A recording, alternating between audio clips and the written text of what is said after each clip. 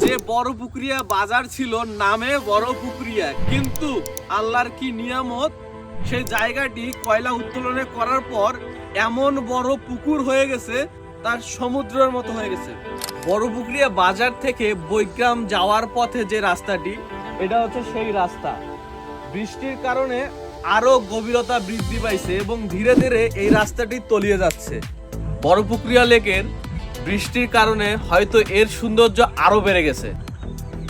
আমি বর্তমান যে জায়গায় দাঁড়িয়ে আছি এটা হচ্ছে বড় পুকুরিয়া বাজার, এবং যে স্থানটিতে দাঁড়িয়ে আছি, ভাইয়া পিছনে এটা কি? মসজিদ। এটা ছিল একটা মসজিদ, এবং এই মসজিদ থেকে বাজার বড় পুকুরিয়ার যেগুলো জায়গা নষ্ট হয়ে গেছে, সব বড় পুকুরিয়া কয়লা উত্তোলন করার কারণে। এই জায়গায় 5 ওয়াক্ত নামাজ হতো। এটা হচ্ছে বড় পুকুরিয়া বাজারের মসজিদ।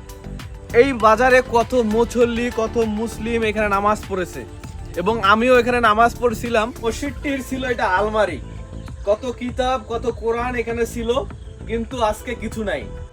সময়ের সাথে এই জায়গাটি এমন অবস্থা হয়ে গেছে, ধ্বংস হয়ে গেছে এই মসজিদটি।